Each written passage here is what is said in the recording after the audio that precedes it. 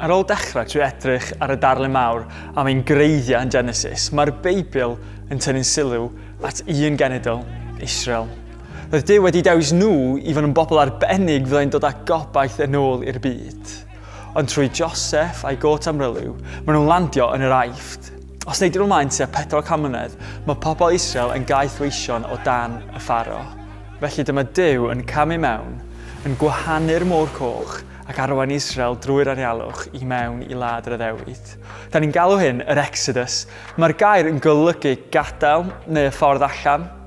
Mae'n stori hyfryd am bobl oedd yn cael eu camdrin yn dianc rhag y bwli oedd yn ei gormesu nhw. Mae'r Exodus wedi ysbrydoli lot o symudiadau rhyddid ers hynny.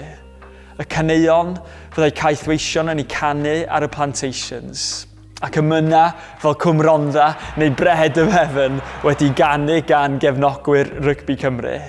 Fe wnaeth hanes yr Exodus ysbrydoli William Wilberforce a'r frwydr i ddod â chaethwasiaeth i ben yn y 4edd ganrif ar 15, a Martin Luther King a'r mudiad hawliau sifil yn yr 20fed ganrif.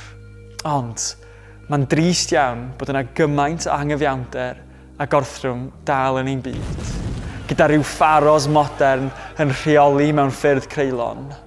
Ond mae Duw y Beibl yn hun sy'n cwffio dros ryddid. A rwan mae o eisiau partneru gyda ni i dorri cadwyni anghyfiawnder a ryddhau'r ceithion. Os ydyn ni'n mynd i fod yn rhan o stori rhyddid, rhaid i ni brofi rhyddid ein hunain yn gyntaf.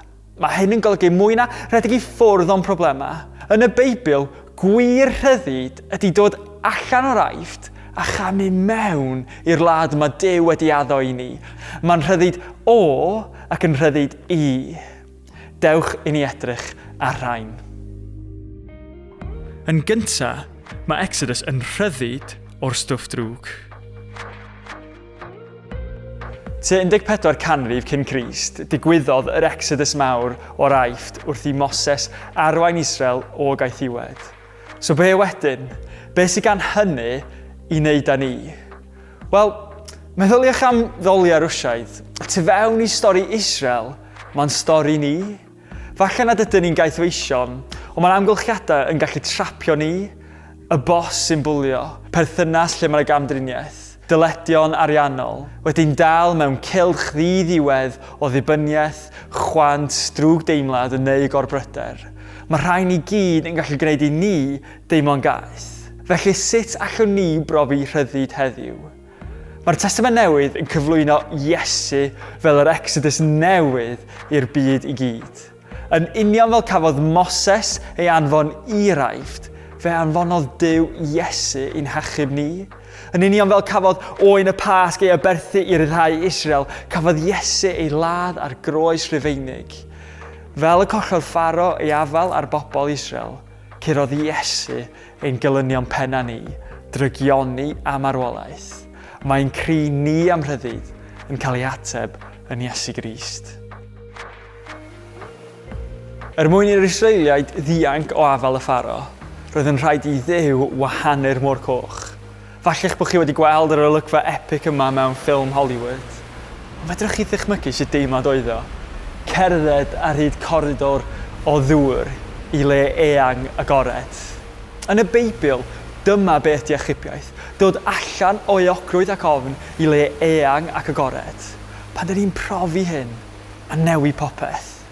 Dwi'n cofio ffrind yn deud wrthai am yr eiliad nath o penderfyniad i ddilyn Iesu. Doedd o methu stopio canu am i fod o mor hapus, ond wedodd o bod hynny bach yn awkward i bawb arall, achos doedd o methu canu rili.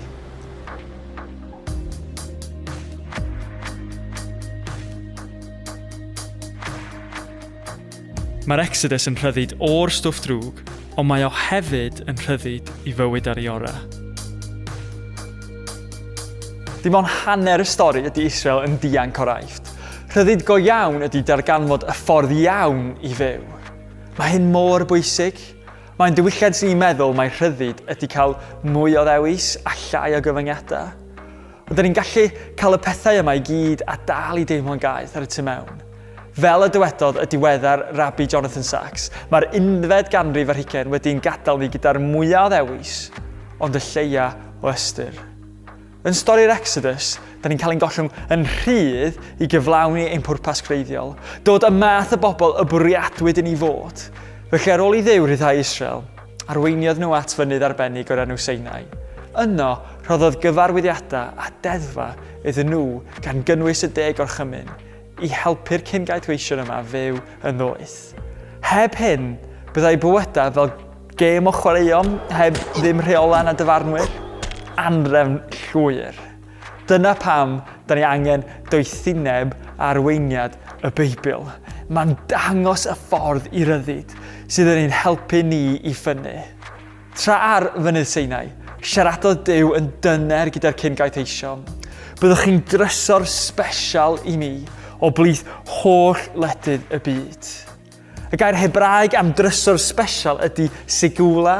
Mae'n cyfeirio at eitem a gwerth sentimental iddo sy'n perthyn i berchenog cyfoethog. Mae Duw yn dangos i Israel i fod yn ei caru nhw mewn ffordd arbennig. Wrth deithio drwy'r anialwch dychrynllyd i wlad yr Iddewig, bydd o'n gofalu amdanyn nhw. Wrth i ni deithio drwy fywyd, yn wynebu un sialens ar ôl y llall, gallwn fod yn siŵr mai ni ydy sigwla Duw. Mae'n addo ein harwain a gofalu amdano ni, ac ein defnyddio ni i ddod â rhyddid i bobl sy'n cael ei gorthrymu a chyfiawnder i rhai ar y cyrion. Dyma Exodus go iawn. Mae'n rhyddid o ac yn rhyddid i. Mae'n dod allan a mynd i mewn.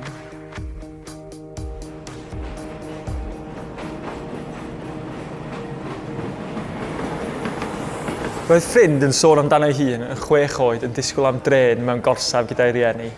Penderfynodd ei fod wedi cael digon o reolau dad, a dyma fo'n gollwng llaw ei dad a rhedeg i gamu ar y tren ei hun.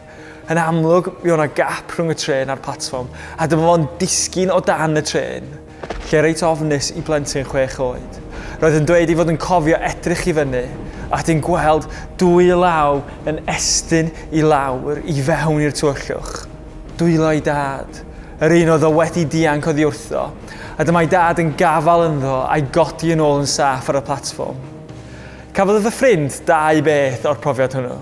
Poster am ddim o'i hoff dren gan y dyn tocynna sydd ganddo hyd heddiw, ond yn bwysicach na hynny fe ddysgodd wers am ryddid. Yn rhy aml, da ni'n meddwl mai rhyddid ydy torri'n rhydd o reolaeth Duw a chael mynd ein ffordd ein hunain, ond mae hynny'n gallu mynd â ni i lefydd tywyll iawn. Rhyddid go iawn di pan mae Duw ein tad yn estyn ei law ato ni yn y tywyllwch, yn ein codi ni a'n gosod ni ar sylfaen cadarn i'n helpu ni i fyw bywyd newydd. Mae stori'r Exodus yn ein gwahodd ni i brofi'r rhyddid hwnnw. Fel addawodd Iesu ei hun, felly os ydy'r mab yn eich rhyddhau chi, byddwch yn rhydd go iawn.